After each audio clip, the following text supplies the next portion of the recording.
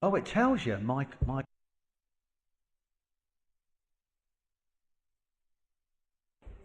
okay. on, Yeah, Mike yeah, off. yeah.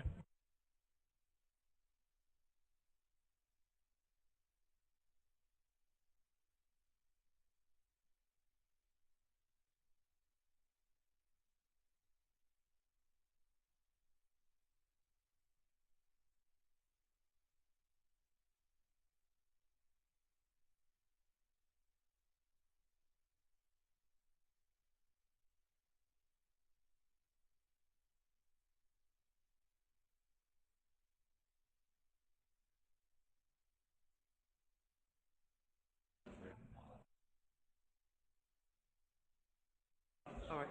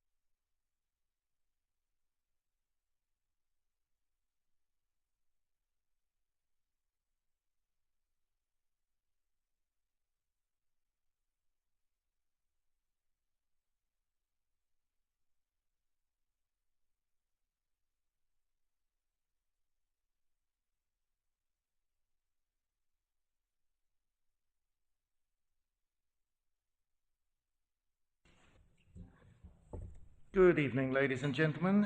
Welcome to the final session of this municipal year for this Economic Regeneration and Leisure Policy Advisory Committee. You should know me by now. I'm Councillor Patrick Garton, the chairman of this committee. Fire, if somebody screams fire, we will direct our attention to our Democratic Services officer next to my right, and she will then see that we will be escorted properly out of this building or take further instructions. Tonight's proceedings will be webcast, viewed by hopefully millions on the World Wide Web.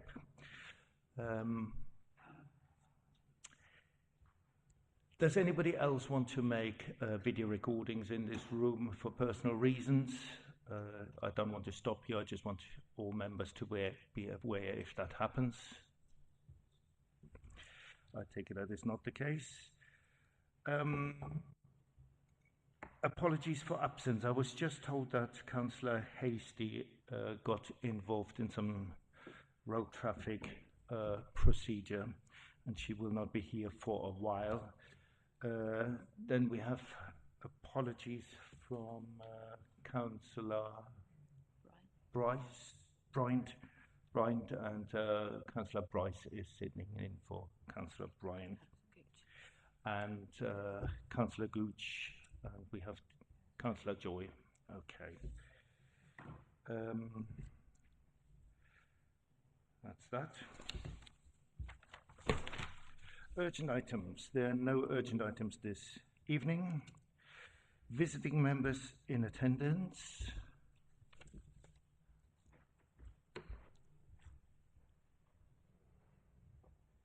Councillor Cleaser just observing tonight. Okay, if you should change your mind and you want to speak on an item, please let us know. Any disclosures by members and officers? I don't see any hands raised. Disclosures of lobbying?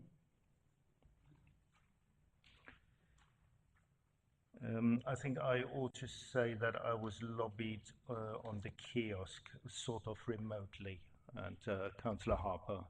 Is that the same item, Councillor? Same item. Okay.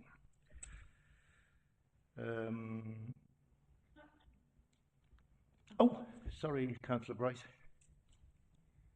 I thought I had an interest in the bid, but we've checked and my term as one of the two representatives from the council expired in October.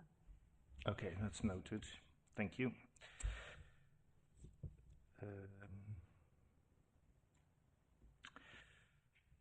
I move that all items on the agenda be taken in public as proposed. Is that agreed?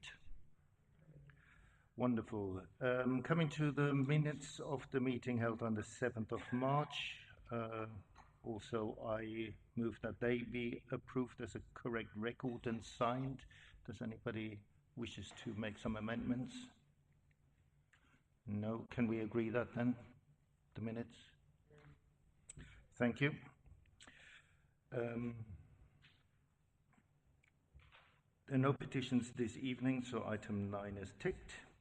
Questions and answers session for local residents. There are no questions from residents this evening. Item number 11, questions from members. There are no questions from members to me as the chairman. Item 12, the forward plan. Currently, there are no items to the forward plan relating to this committee's terms of reference other than the 4 items on this agenda. I believe, Councillor Burton, do you want to? No? Okay. Does anybody want to discuss this item, or is it otherwise it's just for noting? I take it we can note it then. Item 13. That is the Biodiversity and Climate Change Action Plan, Annual Review, pages 5 to 33 on your agenda. This councillor will be introduced, but this report will be introduced by the councillor Claudine Russell, lead member for Leisure and Arts. Thank you, Chairman. Committee, this report is presented in regard to the Biodiversity and Climate Change Action Plan Annual Review. An annual review process is stipulated as part of the action plan to ensure that actions are still relevant, to update on any new government approaches or science-based targets, and to scrutinise whether actions are progressing. At the last update of the action plan at the CHIPAC on the 15th of November, the Leader of the Council outlined the proposed annual review process for the actions to be separated into those within the Council's direct control and those it can influence. Update the wording to make it more concise and clear, and align the actions to the relevant lead members on the executive to then be presented to each committee for discussion and sign-off. Today, it's recommended that this committee review the actions relevant to this pack and recommend the addition, removal or change of actions within the action plan. Namely, for the Earl Pack, we've got actions 7.1 and 7.5. And with the agreement of the finalised action plan by the packs in Appendix 1 of this report, the new action plan will be updated on the NBC website, and officers will continue to implement the actions, reporting every 6 months on progress to the relevant packs. Thank you. Thank you. Do we have any comments or questions to the member or the officer, Councillor Harper? Thank you, Chair. It's obviously quite a comprehensive list of work to do over the next year, not only for the lead member for Earl, but for the Leader of the Council who's here tonight, and also other members of the executive following next May's annual meeting. But I mean, I was looking on page 10, and we identified the biodiversity and climate change emergency back in April 2010, which was, I think, unanimous from memory in the council. And again, we then adopted back in October 2020 the action plan. It just seems to me there's a number of items here for work in the next year which seem quite familiar, and I'm just wondering, it's difficult without seeing how many items have been closed off to know if a number of these are being carried forward. I mean, I'd say that very first item, action 1.1 on page 12, now I may be wrong, but I thought it's where it says update the integrated transport strategy, local cycling and walking, plans to prioritise. I mean, that seems to be ongoing, because that's been discussed for a couple of years here, I think, in various forms.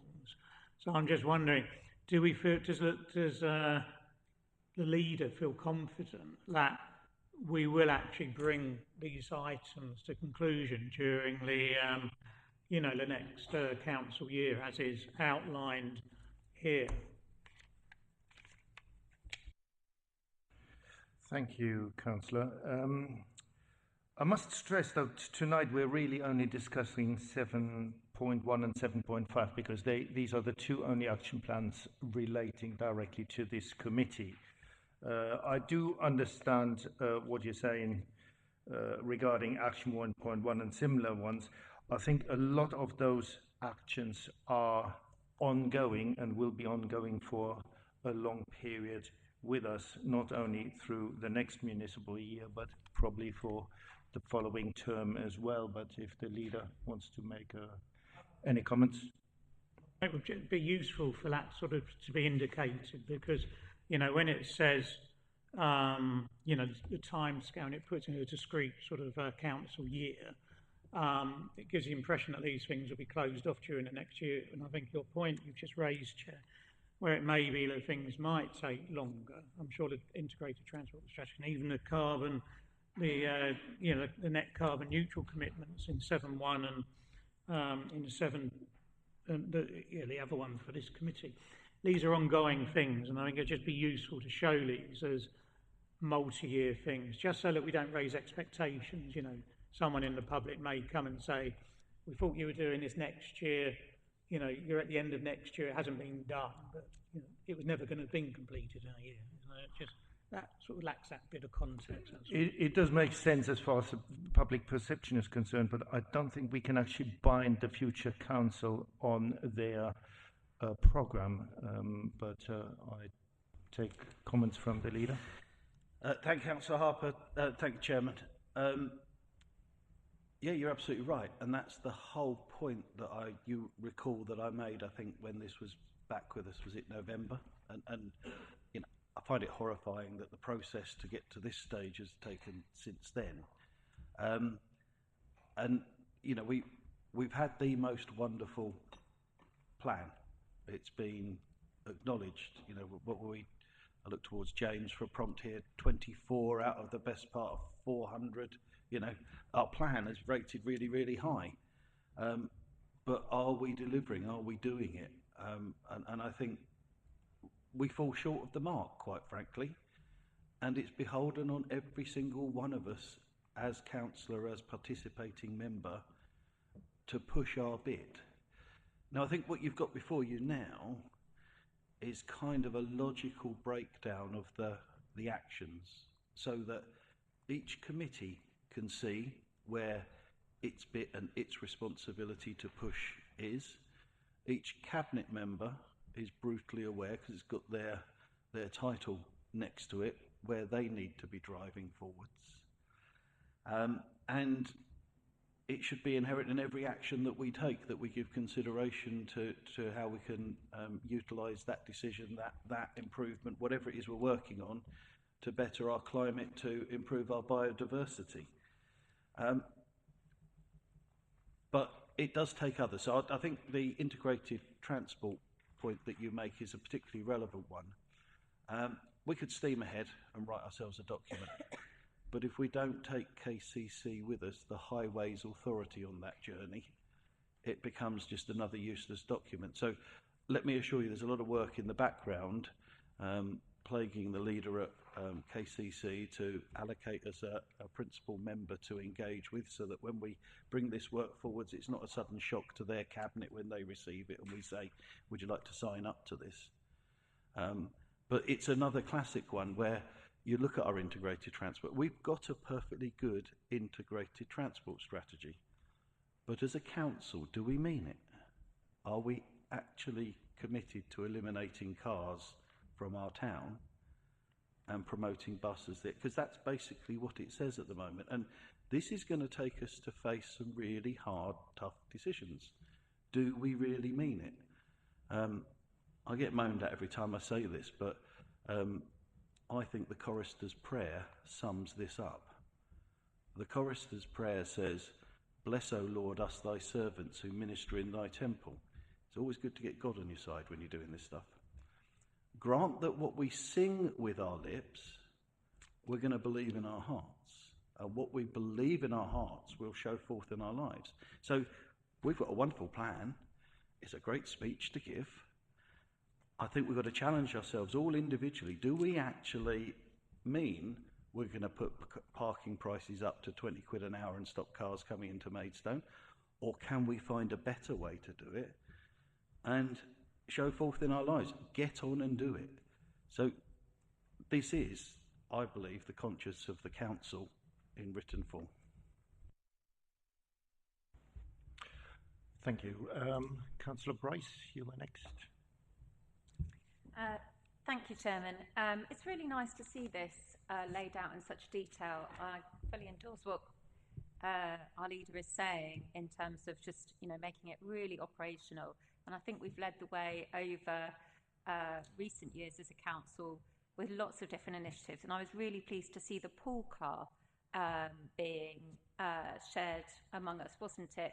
The announcement that we now have an EV pool car. So I think that's one of the things that, as a really simple thing, but you can see, would really help. I think in terms of our role, in terms of a bit of scrutiny, there's a big figure, isn't there, in that line item against 7.1, which is one of the items this committee is looking at. And I note it also comes under Councillor Perry's under the CS pack as well. But can we get a little bit more information on that figure and how that's going to progress? Because it's a really big ask, isn't it, in terms of decarbonising the council's fleet. It's a couple of words, but actually I can imagine what a task that is. Which officer feels competent to answer that question? Mr. Welderspin. So in terms of decarbonising it, it's extensive. We have to look at the buildings and the fleet. So far, we've completed decarbonisation studies looking at each of the main buildings that we have. And so this, in terms of EarlPack, that covers the museum, it covers the Archbishop's Palace, the leisure centre. And so we have a good indication of what technologies and retrofits can be done to those buildings to hit net zero. And now it's a matter of detailed design and working out exactly what would work and finding the money to do that. So there's a public sector decarbonisation scheme that's open in September, and we're looking to put multiple buildings into a bid for that and find the money to start doing those retrofits. In terms of the timeline and which buildings come first and things, that's still for discussion and decision. And then for the fleet, there is a green fleet strategy in place now. So we're looking at every time a vehicle comes to the end of life, it will be upgraded to an electric vehicle alternative, but keeping the operation of the depot ongoing, keeping it going. So you're not hindering the operations by changing to an EV that possibly isn't suitable yet because the technology isn't there yet. So the two strategies are in place. It's just a matter of finding the money and getting on with it, I think. Did that answer your question, Councillor Price? So is the variance, because there's an amount there, is that £600,000 variance to do, what drives that variance? Councillor Burton, yeah. Councillor Bright, I think I would suggest that take those numbers in that column of highly indicative. And I've been working with our lead climate change officer looking at some of the detail of these reports about, for example, what we can do on our buildings to improve them. This is not going to be easy. Take this building. Where should we put a great big air source heat pump? Should we get the double glazing salesman in to have a look at these windows and see what they could do us with a nice bit of UPVC? It's not easy. So there's a journey that we're on looking at that. And the other point that I'd like to start drawing out now, and it's one of the later actions, we're very careful when we analyse projects in terms of pounds, shillings and pence. Is it good value for money? Does it give a return? But there's such a thing as carbon accounting too. And it's not just as simple as saying, I tell you what, we'll pull the gas boiler out, we'll put the air source heat pump in, it produces less carbon. Because if you're going to do this properly and think it through properly, and that's maybe not such a good example, but to be controversial, I'm going to say, think of a leisure centre, knock that down, build a new one. that's all super energy efficient. But one of the biggest carbon costs is concrete. And you look at the life of the building and you need to do a depreciation calculation in carbon terms and properly evaluate this. So you've got to look for the quick victories, the immediate impacts, but you've got to take a step back and say, look, aren't we doing wonderful things? You know, all those cars that were 6 months old and we binned those and we turned them into electric, that was good, wasn't it? Well, there's a capital carbon cost there that we need to think about as well. So this is not easy, it's not straightforward, and I think we've almost got to do some inventing principles to hold ourselves to account to as well. Okay, I've got Councillor Joy and then Councillor Harper. Thank you. We all know this has been on the agenda for a long time. For me, I've got to say, to see something in black and white and actually see that it's ours that we're going to work on, to me, I welcome. And I've got to say, it was good that the leader's here tonight for me as well, because you have said the words that you said a couple of meetings ago at the council meeting, so I welcome that that hasn't changed. And I'm also hoping the thousands of people that you said were watching tonight are going to hear what we're saying and that we're actually moving forward, because it always seems to be we think we are, but we're not doing as much as we can. So I welcome it. Thank you. Thank you. Councillor Harper? Yeah, I welcomed what the leader said, and I think with the emotion he's got, and I think we have over the last few years, I think we are pushing forward. And I was pleasantly surprised to hear from the officer that even in terms of our refuse fleet, that we're starting to see where we can bring in electric vehicles, because I can remember sitting here in the past, I think, and that issue came up and being told, well, actually the refuse fleet was unlikely to become electric vehicles or hybrid in the foreseeable future. So the fact that perhaps we're using up-to-date technology and so on and actually pushing forward there is really, really great news. And the last point you raised, David, which was about carbon costing and carbon costing budgeting. And I think that's a really important point, actually. And it's not really pulled out in this report. So I'm just wondering if we could urge Claudine and yourselves to perhaps talk with the officers, because when we receive things like the medium-term financial strategies, which give us an idea, if you like, in our pound, shillings and pence resources we've got, and each, we get the pay strategy and so on, which tells us about the staffing. I'm wondering if alongside projects to do with new assets, or even like we've got tonight, the small one on the Moat Park kiosk, perhaps there should be something in there around the carbon cost sort of budgeting implications of it. Because as you say, if we go in with our eyes open, and it would make us ask points which we may well not ask otherwise. So as I say, I'd perhaps just ask if you yourself could discuss it with your members of the executive as to whether we can sort of fully incorporate a carbon cost budgeting approach into our reporting in future. Very quickly, action 9.5, page 28. That's kind of what that's about. It's the last one on that page. But when I look at it and when I challenge it, I think what we're short of at the moment is our accounting principles. We can have a dashboard that says, up, down, but accounts are more complicated than that, and you'll like this, Councillor Harper, I'm sure, but we could then go for the grand slam and have some social value accounting and do the whole triple bottom line. I do understand that we have already staff training in place on those things, and I think member training has also been planned along those lines. I think that is very important for us to have the right knowledge to take the right decisions in future. Okay, any further questions? Councillor Bryce. Well, I was just going to say to Councillor Harper, we have our pack, which that point is allocated to, so we can further this discussion next week. Just for the record, Councillor Bryce, you said our pack. Which pack did you refer to?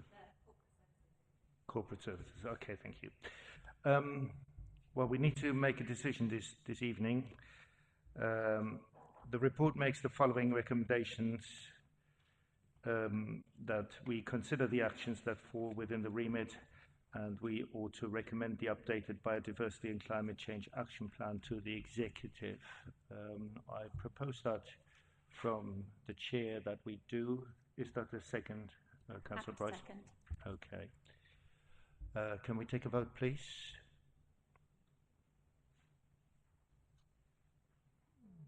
That looks unanimous to me. Yes, it is. Of those present, it's unanimous. Okay. Then we talk about the town centre strategy, item 14, page 34 to 45 in our papers. This report will be introduced by Councillor David Burton, the leader of the council. Thank you, Mr. Chairman. Look, I'm not going to read this line by line because I'm sure you've had a good look at this, but the purpose of this report is twofold. One is to bring an in-public update on the progress that we have got in the background, and as you'll recall that this is previously considered here, you kindly supported the appointment of consultants to lead the work. We have one of the consultant team with us this evening if you've got any deep and meaningful questions that you want to put anybody on the spot with. But you know, since we last met, the contract has been appointed, the work has begun. It starts with gathering the background data and all the necessary information together. So updating that on there, we've been engaging with stakeholders. We've chewed the subject many times informally at executive, and I hope that from this point moving forwards all the packs will continue to contribute. There have been some walkabouts around the town involving the most affected ward members, but you know, don't forget, I've said before, this is for the whole of the borough. The town centre is a key thing to everybody. It's not just High Street ward, it's bigger than that, but obviously the members there and associated wards have a lot to contribute. And where we are now, we've distilled out some sort of key tenets of the way we go forwards. The proposed areas of focus, there's 7 of those listed in the report, and hopefully I'll get really boring of keep repeating this over the next month. We really want to be ambitious with this. Let's aim for the stars with this. It's not just a quick top and tail of how we see the town centre for the next 5 years or so. This has got to have at least 30 years of life in it, at least, and it's got to be bold and it's got to be ambitious because town centres are changing under our very feet. Retail expectations, you know, they're going to be a place of leisure and place to socialise as well as perhaps more people living. So there's lots of things to take care of.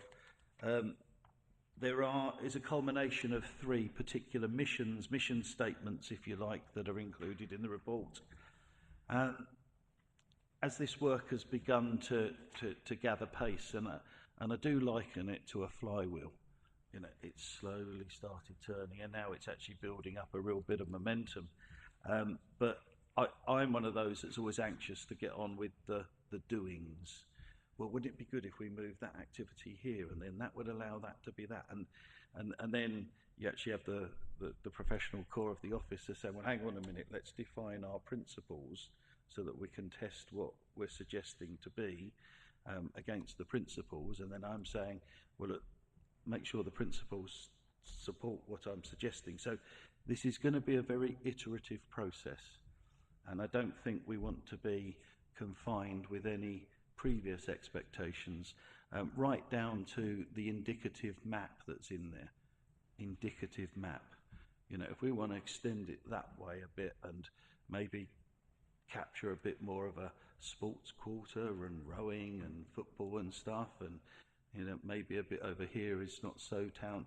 You know, everything's up for negotiation. So what we've sought to bring to you this evening is an update of the work so far, for your consideration, in particular those missions, if you've got any comments on that high-level spatial framework, and anything to feed back into the process at this stage. And as I say, we've got someone from the consultancy team with us, as happy to take questions, as well as our new head of spatial and economic development. Happy to discuss and questions. Councillor Ford. I'm really happy that you said this is an ambitious plan, because I think that's what we need. And there may be stuff that we can't afford to do, but we've got to aim high. I really do think that. The timetable seems quite tight. Do you think there's going to be any slippage and that we'll have something in draft form by July?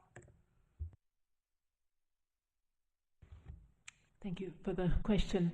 So far, we've been doing very well with the timelines. We have regular meetings, monthly meetings with our client team, some of who are here, and those really help with keeping us on track and really getting decisions agreed and going those steps further. We also have had conversations and engagement with other stakeholders already, and we've also had engagements with the executive, also very fruitful and useful discussions. So far so good. I do believe that we will be on track as promised. Thank you. Councillor Harper. Thank you, Chair. Actually, on page 34, there's an omission, because it says all wards affected, but it's left out bridge. Now, I'm sure if Stuart or Tom were here tonight, they would be pointing that out, because obviously half of the riverside on the other side of the Medway is in Bridge Ward. There's a lot of really good stuff in this report, and I think it picks up on the approach which has been discussed previously at Policy and Resources Committee a couple of years ago. But I've got a couple of questions and a number of points.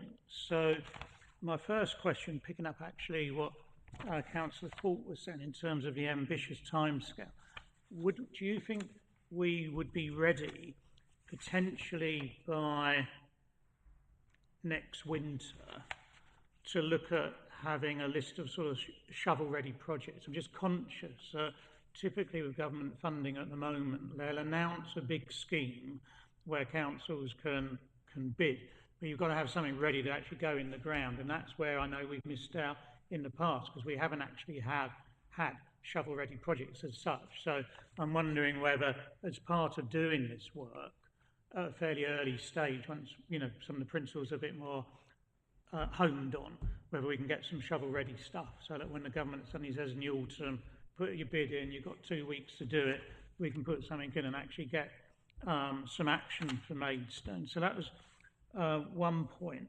And another thing I've got, which, as I say, I don't know if there's nothing wrong with what I see here in this report. My only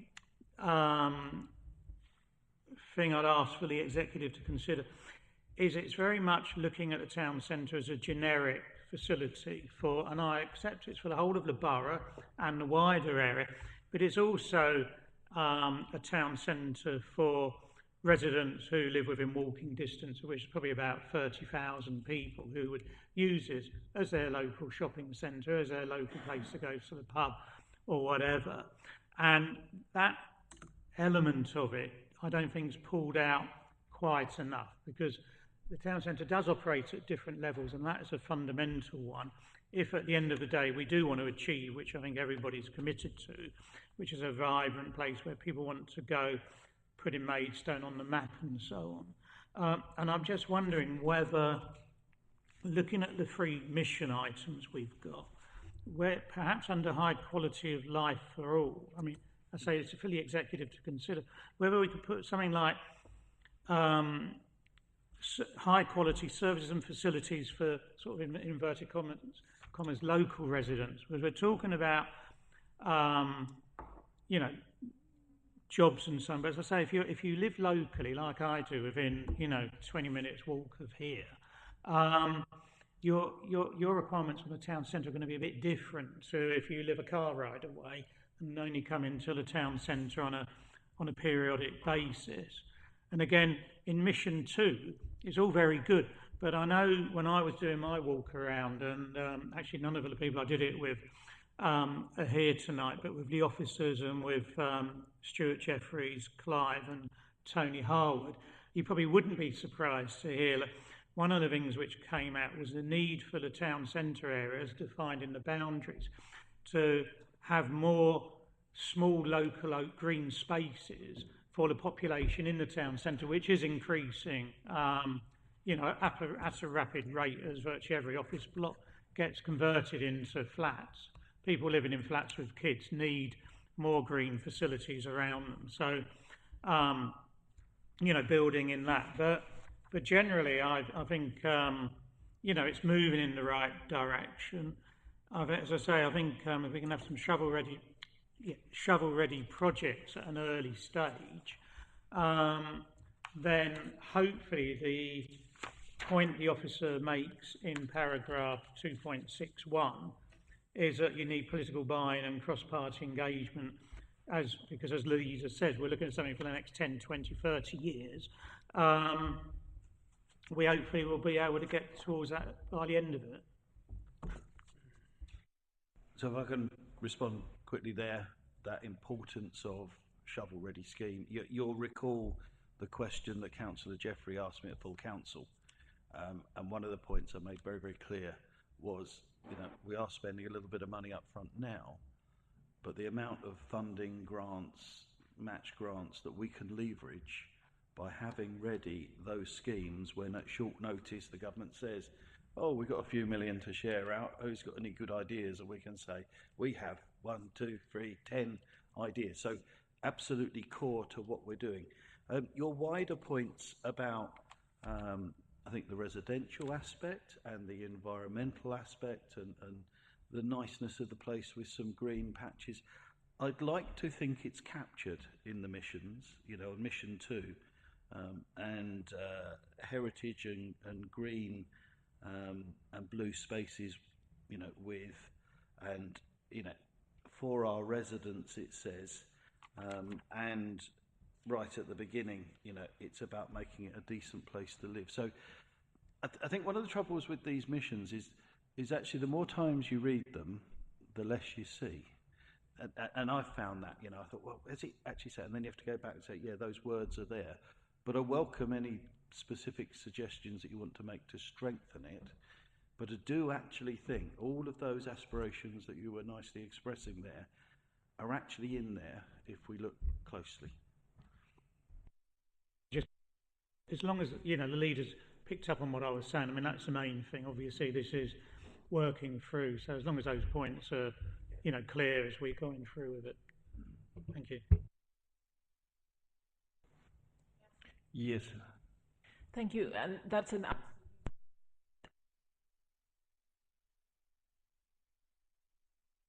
we go. It's an absolutely valid point about considering the local residents first, and we are aware of it, and we will revisit the wording in order to really explicitly state that, because we know that if the local residents are on board with the strategy, it will succeed. We also know that if the local residents love their town centre, then it will succeed and it will be more interesting for people coming into and would want to come into the town centre.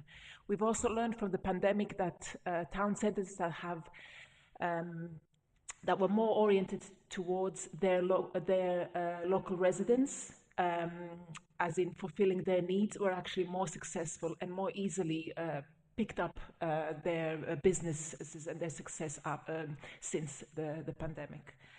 And yes, also when we talk about shovel-ready projects, we almost went there already a couple of weeks ago, but we wanted to make sure that these shovel-ready projects have a purpose and they are in line with everything that we want to achieve in the town centre.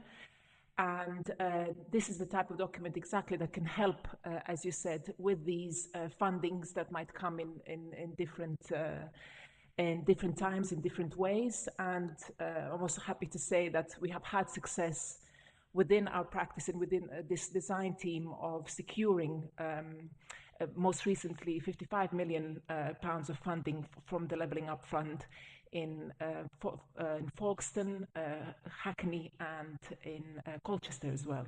So we are aware of what needs to be stated, achieved, and how things need to be presented in order to hopefully, to have the biggest chance in securing that funding. Thank you, Ms. Santini. Councillor Bright. Thank you, Chairman. I really welcome this report and the strategy. A lot's been done to the town centre, for the town centre, but we know how vital this is to attract investment and drive these ambition plans that we have for our residents who tell us this is what they want. Especially a lot of residents are talking to me at the moment about making the most of the asset that we've got with the riverside and really seeing how we can maximise that. I've got 3 points, if I may. One is on formatting. I think there's a comma missing on 2.12 on that first, on the third bullet, a safe, connected and active riverside, comma, serving leisure, commercial and environmental purposes. And then I think the last bullet, on the next 2.13, I think there should be a return after beyond, so varied and high quality leisure and entertainment offering, I think is a bullet by itself, because it's a really important point, isn't it? So that was just a tiny bit of formatting. My question was around engagement. So we've got a box for engagement. What are we doing there? What does that mean? Apologies if you've outlined it for the committee before.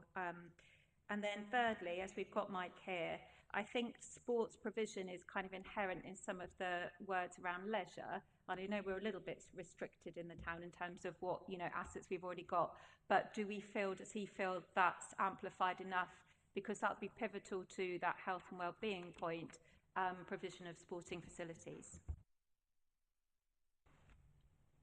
Ms. Santini, do you want to answer that? Thank you. I can start with the engagement. So we do have an engagement plan.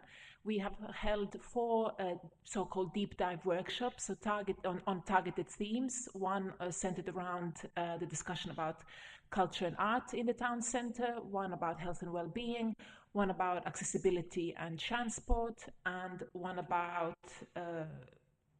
something, the fourth, which I can't recall at this moment. And we held those 2.5 hour workshops at the museum.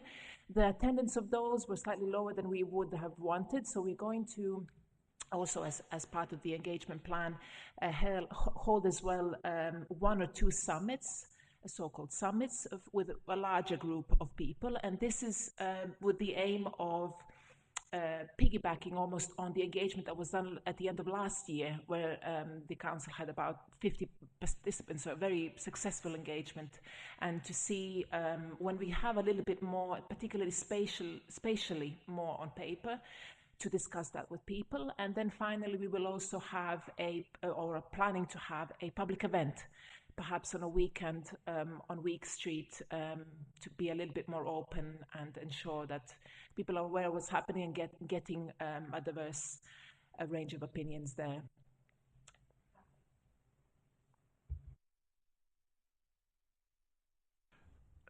Sounds very good. I wasn't aware that there were workshops. Normally we get emails. I may have missed the emails from our communications department.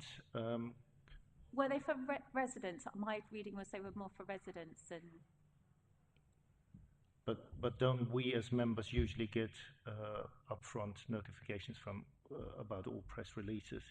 So I think maybe we could take it back to the communications department to roll the drum a bit louder. I could just add and say that some of these have been just like the internal fact-finding parts of the consultants come up to speed.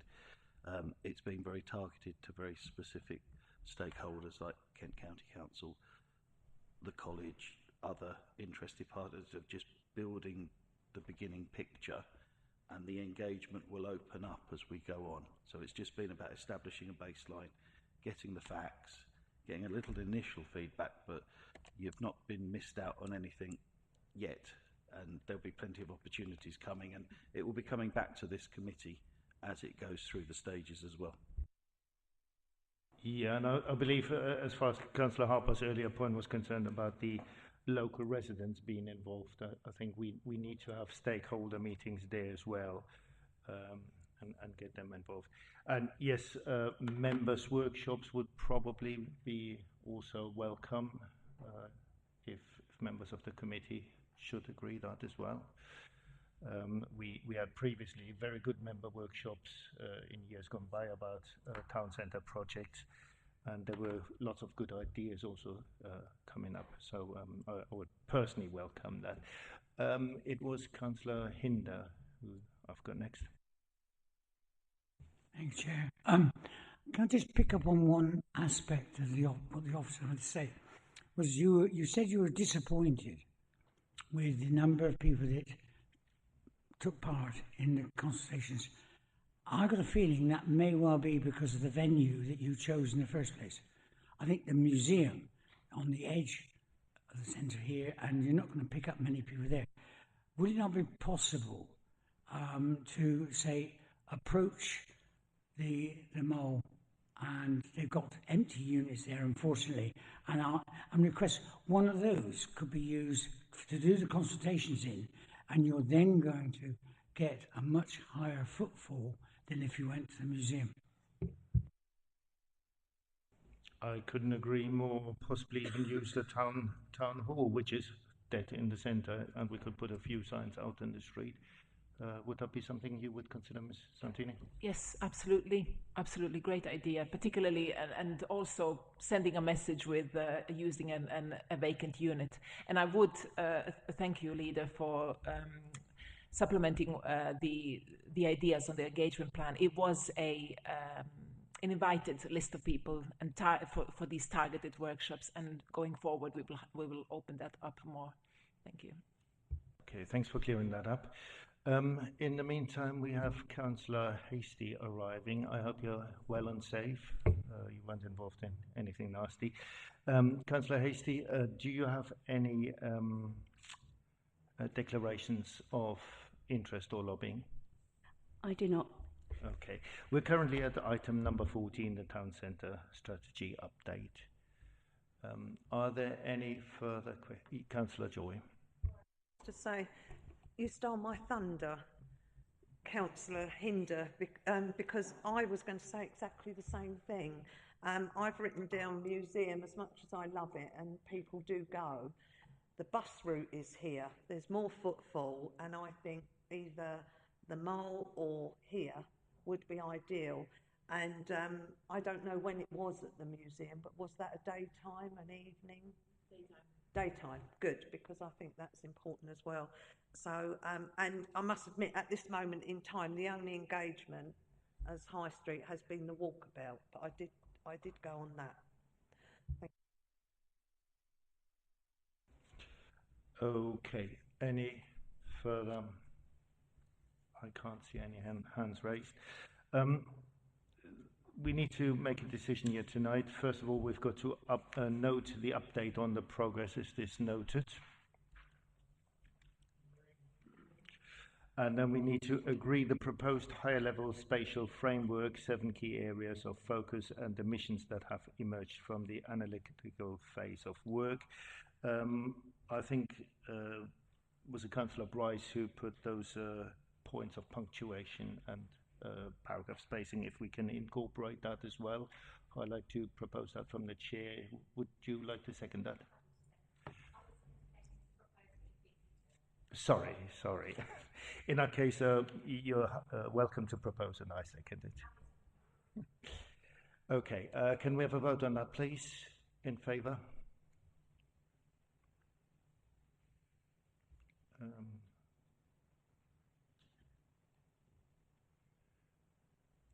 Abstentions? And then, if my counting is right, we don't have any votes against. Okay, that vote is carried. Coming to item 15, which is the Maidstone Town Centre Business Improvement District Round 2. May I call on the Leader of the Council, David Burton, to introduce our report. Thank you, Mr. Chairman. Can I just sort of look up and down the rows? Are we all familiar with the principle of the bid, what it does? Yeah? Okay, so we can skip that. I'm going to start by being really quite negative and then hopefully end very positive. It's my belief that the universal business rates is probably the most hasted form of taxation in the country. It needs massive reform, and I'd probably say that with some bias if somebody has to pay quite a lot of it.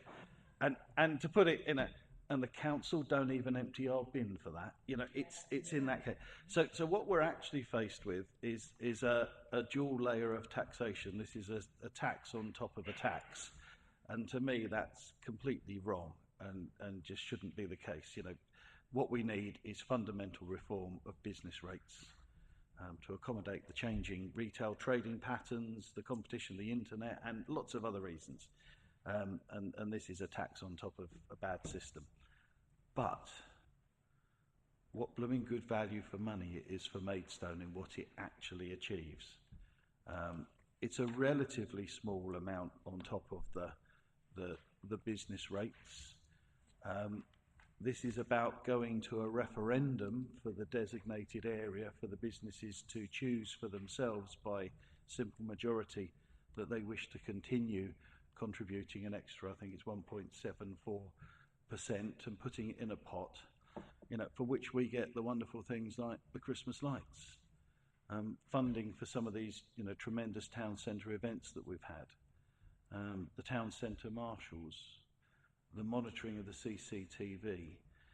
It actually leverages an awful lot of good for our town.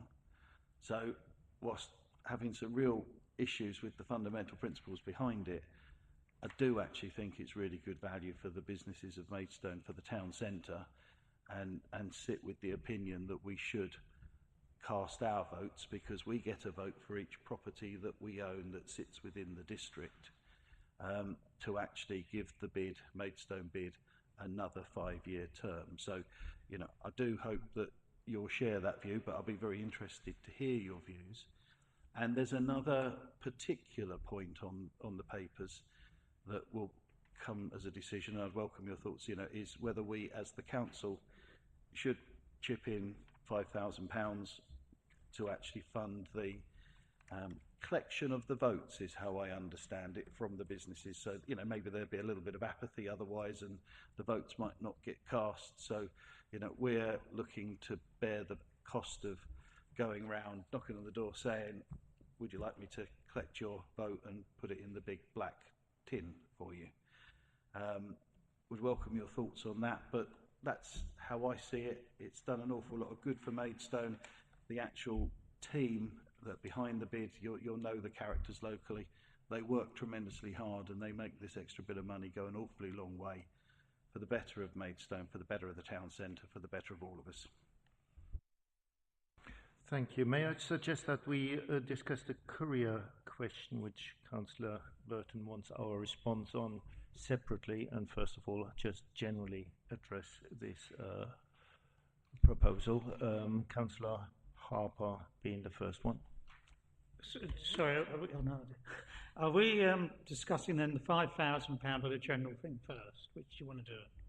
I would like to simply discuss the referendum and where Maidstone stands. Oh, right, okay. Well, I mean, I think it's. I think that recommendation for that we pay £5,000 towards the courier costs is eminently sensible. We, as a council, we want, you know, as many of the businesses I'd have thought in the town to, you know, to cast their votes. And I do remember, unfortunately, from 5 years ago when the similar reports came up to the old Heritage Culture and Leisure Committee when this thing was going out the first time round, that the council did everything it could do to facilitate, you know, the voting process. So I'd fully support £5,000. I think it'd be good value for money. The last thing we want is the bid thing to fail.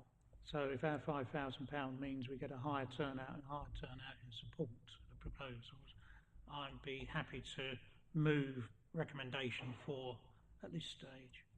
I'll come back on other points later.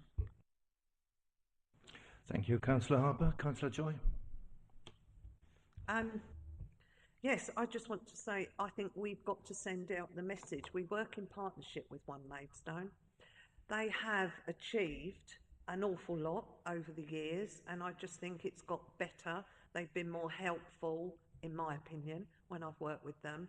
And I think £5,000, if we didn't, it's nothing. Well, it is to me personally, but to the council, it would be £5,000 well spent. And I think it would be the wrong message to send out, not to say that we are in full support, because we're trying to build Maidstone and we need as many people on side to work with us on it. So 100% behind it. I may be a bit playing devil's advocate here for a moment. We are obviously, if we are in favour of the bid, as the committee holding properties in the borough itself, holding properties subject to business rates. So we will actually get a vote, and we would have to sway the vote one way or another. And from what I just heard you saying, you're in support of the bid. So therefore, our vote goes into one way. Are we trying to encourage more positive votes going our way by paying for this courier run? I think that is the question Councillor Burton was aiming at. Is my interpretation correct there? It was very much an open. I invite your advice specifically on whether you support that £5,000. I think what the chairman alludes to is, would you support us going collecting postal votes for the upcoming borough elections? I suspect not, because there might be more blue postal voters than not blue ones, and actually you'd be rigging the vote if you did that. But it's a principle that I don't think translates to this particular scenario. But I just really wanted to hear the advice of, and if you like, by tonight's debate and the decision to be made, to instruct our director to cast the vote in a certain way, we are stating a position and fighting for that outcome. So if collecting the votes helps, then so be it. But there is a theoretical, is it really right? Okay, Councillor Nagy. Thank you, Chairman. I think you'll find this is what I would call a gesture of goodwill from the council to the businesses of Maidstone. And that's how I would look at it. It shows that we're putting some money up front to make this happen. And I think it is a good gesture of goodwill. And that's how people would look at it. So I would vote for that. Just one more thing. There's no Eastward. Is Eastward not in the town centre no more? Which office? High Street North and Fant. But Eastward doesn't seem to make this one.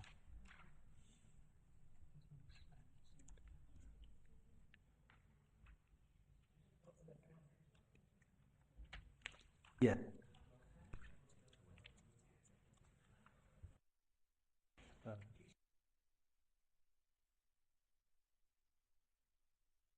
Mr. Cornell. Thank you, Councillor Nagy. We'll check that, and I'm sure you're correct, and we'll make sure it's amended for when the report goes forward to the executive.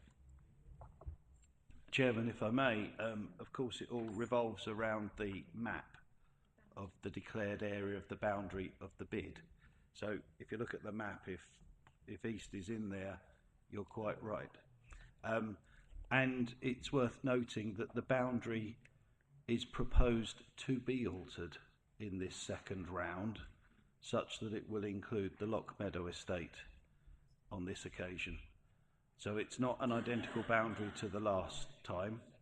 This referendum is set up specifically to that boundary.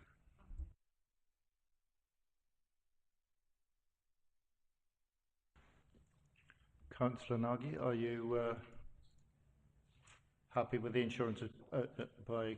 Yeah, Eastward is in there. Okay. Funny enough. Okay, so that's cleared up. Councillor Bryce?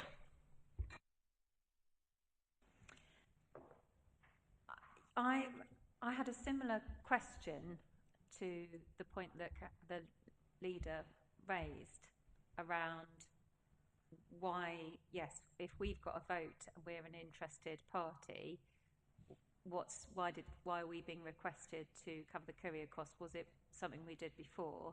And where has that request come from? Has it come from the bid? And if it has come from the bid, is that to do in terms of facilitating the election? Do they pay for the rest of that processing? Is this something that usually would be accounted for within their cost? So just a little bit more detail about what's the mechanics driving that to kind of Councillor Burton's point. Just to answer that, Councillor, yes, in the first round, the council did provide, and remember, it's an independent courier to collect the votes, and it was actually a request from the bid. It wasn't a suggestion from NBC officers, and frankly, that's really to encourage these very busy business owners to actually return their envelopes to make sure that they can be counted for the vote. So yes, it was a request from the bid, and yes, the council did pay for that independent courier for the first round. And thank you for the clarification, and I'm assuming we've checked that there is no kind of grey area in terms of us, we're happy as a council with the advice we've been given to put this on the papers. Yes, we've been working with Angela Woodhouse and her team to ensure that everything is above board, yes. I take it from the comments this evening that there are no objections to that particular amount of money spent on the couriers for a political reason or vote rigging or whatever else may be suggested otherwise. So I'm quite happy about that. Can we quickly come back to the discussion? Are we willing to instruct our officers to cast votes in a particular direction? Councillor Hinder first and then Councillor Harper. Just a quick question. What is the proportion of the council votes in relation to the total number of votes? We're told what the council number is, but I haven't got a clue how many in total there is. If I can answer that, if I may. So there's 523 properties or herediments within the round 2 bid, of which 24 of those are owned by Maidstone Borough Council.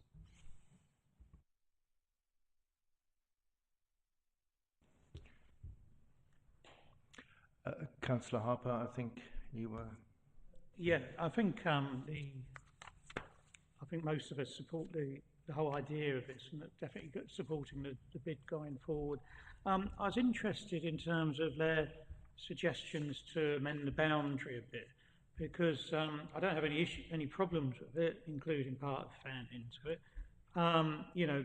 But if you look at the area they're adding in, it's either owned by Maidstone Council in terms of Lockmeadow, or the Department for Justice in terms of the law court. So I just thought, from a commercial point of view, they seem to, odd properties in a way to add in. Clearly, gives us more votes when it comes to it, which will hopefully help it. But when you're doing that, you're excluding all the other commercial properties down Hart Street and in that immediate area, so B&Q and there's various other shops and retail units sort of adjacent to the Lockmeadow area. And I was also thinking, had they considered on the bridge elements of it, where we have, the various sort of retail parks going up there. There's quite a few large units, and whether we thought perhaps there'd be any benefit in trying to have a boundary for the bid similar to the boundary when we're discussing the town centre, because I think the council's town centre boundary we looked at earlier this evening makes sense on a lot of the factors of what a town centre is. But obviously, if the bids operate on slightly different boundaries, I just wonder if it, can give rise to sometimes some confusion, especially if you're, as I say, Asda's or Travelodge or one of the firms along St Peter's Street, which are outside the bid but inside the town centre. So I don't know if the leader or anyone's got any sort of So thoughts about that. it's my understanding, of course, it is for the consortium of businesses that sit behind the bid for them to drive it and set the area of ambition to suit their own purposes, to be quite frank.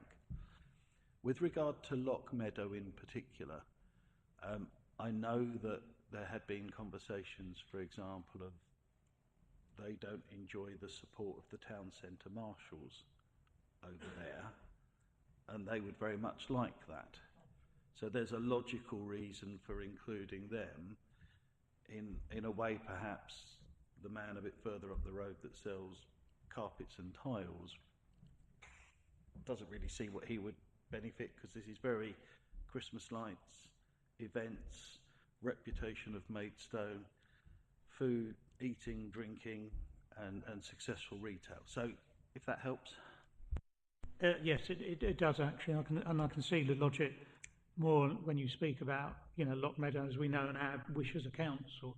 What we want to achieve from it would fully fit within bid, and I'm sure Alexa is talking to the staff there the whole time anyway. So there's a clear logic there. Thank you. I think we've got to see it that it is business driven, and if we are taking areas in which are falling outside the town centre remit of the business, possibly slightly deprived areas, if I'm thinking, for example, the area slightly to the north of Tyler Road, which is sort of not been included, then obviously the small budget which is coming into the bid would be obviously have to stretch much further. I mean, the same argument could have been made for the McDonald's, the drive-through McDonald's at the Maidstone, East Maidstone West train station.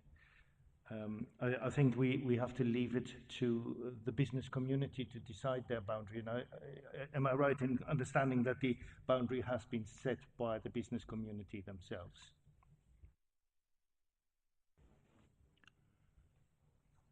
Right. Yeah, for the millions of viewers, Councillor Burton was just nodding. Yeah. Okay. Any further comments on this? Right. If I can just chip in my 2 cents to this. Yes, it is a tax on a tax, but Maidstone as a town has greatly benefited over the last couple of years from the bid. Particularly, not only the Christmas lights, but the security marshalling, the CCTV, all those things. And as far as value for money for the bucks invested and the return we get as a borough council, it has been fantastic for us and for our taxpayers. And we, as a council, have a vote on this. And if businesses think it is not value for money, then they have a vote in this forthcoming referendum, which we're trying to provide for them now. So I think it is for us now to instruct our officers how to vote on behalf of our properties and on behalf of our taxpayers who we are representing at this committee tonight. So we've got 5 recommendations on the paper. A, to note that One Maidstone has served notice of their intention to seek a renewal ballot to the Secretary of State and Maidstone Borough Council. Can we note that?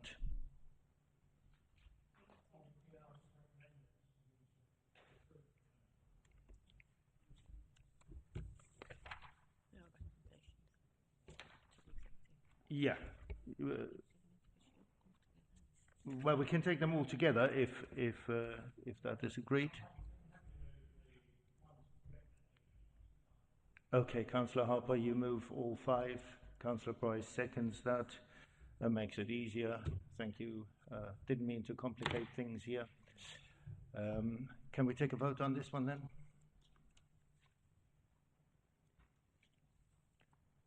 That is pretty much unanimous.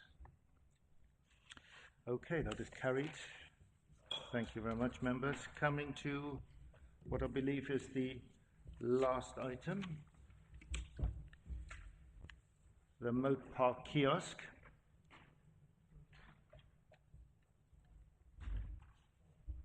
Let's allow a moment for the officers to leave the room. Thank you very much for attending tonight. And I hand the microphone over to Councillor Russell to introduce this report. Thank you, Chairman. Yes, this is about the Moat Park kiosk, which is in the northern section of Moat Park, next to where you would get yourself a swan. Not an actual one, the boat to go around boating. Yes, so this is an old facility and at the moment it's just not suitable for use. So as you can see the drawings we've got on 76, what it looks like now, so going backwards bizarrely, but anyway, 75 is what we'd like it to look like. You can see it's got community rooms which will be good for the Moat Park Fellowship, the Signets Model Boat Club. We've got unisex toilets, which are room for baby changing, and that little circle in there is the wheelchair circle. So, and then more importantly, we've got showers and wet room for the water sports, which is something that we really need to keep the water sports up to the quality that our residents would want. And I'm going to try and build in the carbon thing from earlier. So we're having a, well, if you agree, we're having a plug on the outside of the building so that anything that's mobile, like a little kiosk, can plug into there. So there is no need for a generator. So that would be good for carbon accounting. I don't know any more than that. I'm going to have to look into it in more detail. Yeah, we've already got the money in the project for the capital programme. Obviously, we need to go through pre-application and go through planning. So I would really hope that you will go for option 3.3, which is just basically get on with it, take the design through planning. We've got the capital agreed, and then we can get a nice facility on the northern half of the lake for our residents. Thank you. Councillor Harper. Yeah, I think this is an excellent project. I was saying to Claudine when we were downstairs. I suppose I should just declare that I am a member, I'm the chair of the Maidstone Cycle Campaign Forum, and I know you answered a letter to Duncan recently on that. So we were discussing earlier that the idea of having the electric supply organised by the council is good, because then we can ensure that there is not sort of, I was going to say congestion caused by having ice cream vans and all the rest of it out the front, which sometimes has been a problem now, so that's good. The facilities we're putting here with extra community rooms for the public and for the groups here, and perhaps could be used by wider groups as well, I think is really good. It builds on all the work we've been doing here for the last 6-7 years in terms of putting good facilities into Moat Park. I did mention to Claudine is that £250,000. I just want, it's obviously a lot of money, but we're quite ambitious in what we're wanting to do here. And given that it hasn't been to planning committee yet, I'm just wondering whether, in terms of our recommendations, we should give a bit more leeway to the cabinet member in case the project were to go over 250,000, say by 10%. Sort of hostage of fortune, just so that we don't find that you have to bring back the project because the quotes and the requirements of planning would push the costs up. But I'm happy to, as I say, support this project. I think again, you've mentioned some stuff about the carbon sort of budget, and I'm sure working with David next year, we'll make sure that the additions to this will be as carbon neutral as we possibly can do when we're converting an old building. Councillor Russell? I think Councillor Harper's answered his own question. It's got to go through planning, a cautionary tale. So all I would say there is let's make it a really good building, but let's keep the budget in mind. We don't want to end up with something that blows the budget. The budget is fine. I think it's got a contingency built in already. We're pretty happy with it as it is. So I don't think we need to make it any bigger. We need to get the best value for the residents' money, and I think we've got it in that. That's fine. Might just slightly amend the recommendations to say that number 2, if you would take this, that the Director of Finance Resources Business Improvement be given delegated authority in consultation with the lead member for Leisure and Arts. And then I think we're good on that front. Thank you. Okay, thank you. Thank you. That answers my point. I think it's just in holding on presenting the report to planning, as tight as the officers can do. So we don't get any members on planning pushing to do stuff which isn't within the project proposal. Councillor Bryce? Sorry? Oh, who would be next then? I think you are next, Councillor. Oh, so apologies. I just had a question around, because these facilities, you can see how useful they would be. How will it work with regard to access? Will you give a named, group of, a named person for different groups access to the changing facilities, shower, wet room? How will that work? So that, obviously it's a publicly funded facility, and the maintenance would then be built into the budget for maintenance for the park. But yeah, how would that work? I'm just aware of projects previously, I think, that have been funded publicly, and then maybe the access isn't quite as public as may have been intended. I'm going to start, and then I'm going to pass over to Mike Evans, our leisure manager. But yes, I think what you'll see is exactly that. That's why we've called it Community Room 1 and Community Room 2, rather than actually assigning them to different people, because the ownership of it is obviously Maidstone Borough Council. But as to who's going to use the changing rooms and the store and whatnot, I will pass over to Mike for that. Thank you. Thank you, councillors. We've worked with the groups in the Moat Park who use the lake and some of the facilities already, and with their input, we've come up with this design, and it has to go through planning, as Councillor Russell has already spoken about. We propose regularising some of the licences that we already have with people to use the lake, and include the buildings alongside those now. So people will get a licence to use the space on the water and then this space, and we will be able to attain some small rents from those groups to support those repair and maintenance costs that will be ongoing. The arrangements for each group are slightly different based on who they are and what they bring to the park. So some do a lot of value in kind work that will be recognised in their licence. So they'll all kind of get a fair deal from us, and they are really good custodians for the building as well. Having people in that building helps us manage that corner of the park, bring those services, and they're there 7 days a week and support our own park staff in delivering those services to people. Okay, that's really useful. Given the last quote I had to redo my bathroom was about 20-something thousand pounds, I'd really like to know who's doing the work for you, because it does seem... I'm glad of your commitment to value as always, Councillor Russell.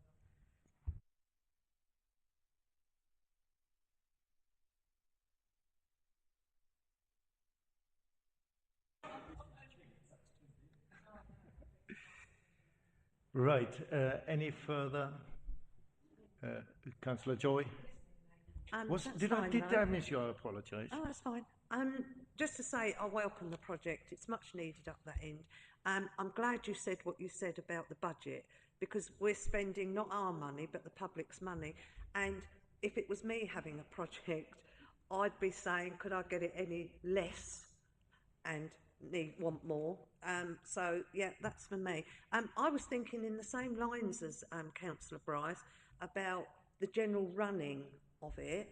But what about after? Are we employing somebody to go in and clean and do all the general things that when someone's been in and showered and it's just I'm not going to even say things women think about, but we should all be thinking about. So it's just the general looking after it, the costs that it's going to occur and stuff like that I'm interested in.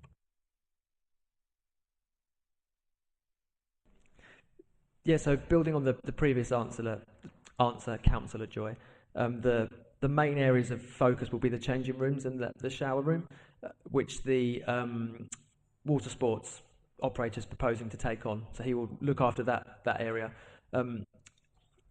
Actually, surprisingly, there aren't too many people who have a shower after being on the water.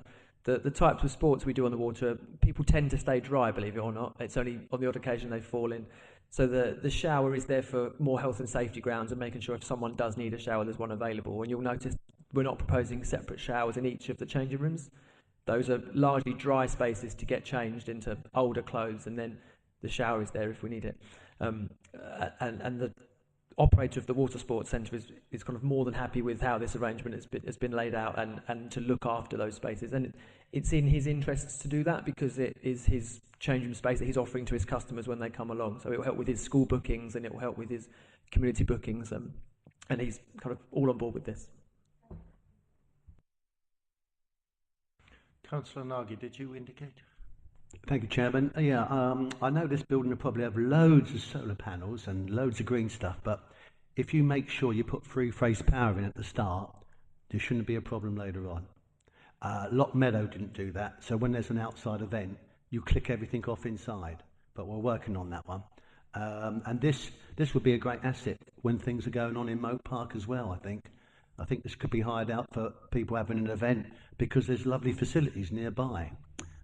Just, thinking about what goes on, that could be hired out to them as something for the staff or something participating in the event, because that'd be fantastic facilities. But I know it's got to go through planning, there'd be some, but if it got three-phase power, you shouldn't have a problem plugging anything later on.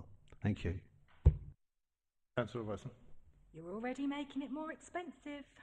Just saying.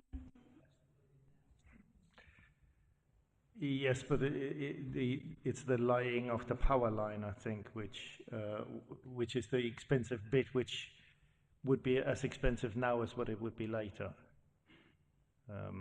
I think it would be just the incoming distribution point, which where we would possibly save some money. But it's the digging up of the park to lay the cable. I think that is the additional cost with your three-phase.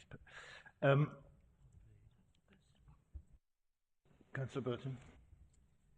Thank you, Chairman. I'd like to just emphasise this cost point a little more. And Councillor Nagy, it will have whatever power supply it inherits from the existing. Otherwise, as Councillor Mrs. Russell has just said, you add massive cost upgrading supply. So, and when this goes through planning, if someone says, well, I think we should insist upon Kent Ragstone, if someone says, I think we need a great green roof, and they'll probably use the word exemplar somewhere in their speech, we need a reality check. Do we want to deliver facility for the people of Maidstone, or do we want to fiddle while Rome burns? Because that's, and I think this is something that we're going to have to face up to on a lot of issues that are in front of us. We want to build 1,000 houses affordable houses for our residents. Of course we want decent quality.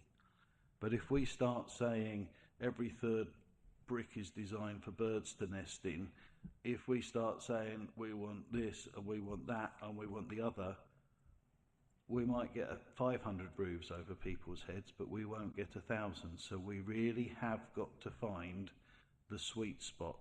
And that doesn't mean that we have to compromise genuine climate change aspirations. We need to be sensible and we need to deliver. And let's this kiosk be a good example of how sensible we can collectively together be. Indeed. I think it's an ambitious project. It's a much needed project for the community. And we've got a shed and the roof has fallen in, we've got to replace it, and we know that the community needs it. And I think that's where this project ticks all the right boxes at the moment at a reasonable price. Councillor Bryce. Yeah, just in terms of that process, I'm assuming the way that the recommendations are laid out, that the tenders will come back to this committee for looking at, because you've got the wording, you're going to lead a procurement process, invite tenders for the delivery, or does the procurement process wording mean that imply that you're going to determine the tenders with delegated authority? Because then you've got after the completion of the tender process as point 3. So maybe it's just the sequence of it. So lead a procurement process, and then you've got invite tenders for the delivery of the work, but you're not saying maybe it's just the way the wordings. Do you see what I mean? There's not an explicit to say you'll determine the tenders. But I think that's probably inferred in the procurement process, and it's just because the invite the tenders is subsequent to the lead the procurement process. It's inferred. If I may, I queried this at the briefing meeting, and for the same reasons you've just said, and it was confirmed that this is a complete. It's a decision to get on with it, which I do think is why it's important that you might wish to add that in consultation with the cabinet member, so there is a member safeguard there. I'm not expecting any problems, but they can always say, hang on, I want to take this back for a further decision if need be. I'm happy to propose that wording if it hasn't been formally proposed, the addition of that wording to clarify things. Do we have a seconder for that? Councillor Hasty, do you want to speak? Then I've got Councillor Harper still, who indicated It was earlier. just I was wondering, I agree with what the leader was saying, that we've got and what the cabinet member, that we've got a building here, a proposal which is affordable, delivers what we want at a reasonable cost, and what looks, affordable again. And I was just wondering whether, in terms of the recommendations, if there's any way we can almost express that as an extra one. I'm just conscious that when this goes to planning, picking up what David was saying, is that the argument could be, and there's nothing wrong with an argument, that perhaps you should look at more green credentials and more around biodiversity and climate change, given that the council is promoting it. But equally, on the flip side, we are converting an existing building which was built whenever it was, and doesn't live up to all those requirements. And I just think if there's any way that we can express our full support for this as it stands now, so that when it goes to planning, that the planning officers make the committee aware that presumably this whole committee supports this in the format it is now, rather than adding anything onto it. And I don't know if any with wording would make any, give you a bit more oomph when you present this to the planning committee. I'm just concerned that add something. Could I just say that I think adding that in consultation with the cabinet member is probably the appropriate safeguard. Otherwise, we're going to end up with trying to come up with some words that are so restrictive, but give total remit to get on and do it, that nothing attached. So I think that would be enough, Councillor Harper. But if I move the wording the leader just said as an amendment to the recommendations. Sorry. If it's in consultation with the cabinet member has always the liberty to bring it back to this committee if something goes drastically wrong, or the prices are, or if we have some cash in the kitty and we actually want to put some racks down on the outside or something. Councillor Russell. Yeah, and the only other thing I'd say, and I'm literally the last person that talks about politics in these kind of committees, is we're all here, we're from all of the different people and all the different parties that sit on planning committees. So just say to your friends, this is a really good idea, it's a good idea how it is, let's just get on and do it. And then we can do something nice for a reasonable price. Councillor Hasty. just going to, I've forgotten what I was going to say now, to be honest. It was just to agree with Councillor Burton and, you know, Councillor Russell. It's a good thing. We can actually just get something done rather than it dragging over and over and over and adding wording and changing it, you know, with the exception of, you know, the wording that I've seconded. Because no, it doesn't need anything else. It can just needs to get moving, get done, get finished, and bam. Indeed. I don't want to labour this, but let me give you a really good example of not letting it run away with ourselves. Because sometimes when this stuff gets talked about at a committee, planning committee, wherever, you kind of feel like you're the villain if you vote against the green roof. So you look at our innovation centre, it's got a green wall. It's really very special, it's lovely. But if our justification was an environmental benefit, look at the setting. It's in a rural setting. The disproportionate cost of providing 20 square metres of greenery midst tens and hundreds of acres of countryside and rural, and the ongoing cost of it's a great talking feature, but environmental benefit that comes from that, and that's what we have to hold. You're not being the bad guy from saying, actually, if I took that £50,000 and applied that on a green measure somewhere else where you really make a benefit, that's what we're talking about. Just sensible. I think we've got a sensible proposal in front of us, and we have a sensible recommendation in front of us, that the committee makes the following recommendation to the lead member: that the option to proceed with facility mix as depicted in the indicative design is approved, that the Director of Finance, Resources and Business Improvement be given delegated authority in connection with the in consultation with the portfolio holder to submit relevant planning application, leads procurement process and invite tenders for the delivery of the works in accordance with the total project budget, and that after the completion of the tender process, delegated authority is given to the head of Mid-Kent Legal Services to enter into such contracts as required to complete the contract award. Sounds all very good. I think the quicker we bring it forward, the less the prices will increase. Can we have a vote on this, please? In favour? That again looks unanimous to me for all the people present. That was our last item. I thank you very much for that, and have a good evening. Thank you.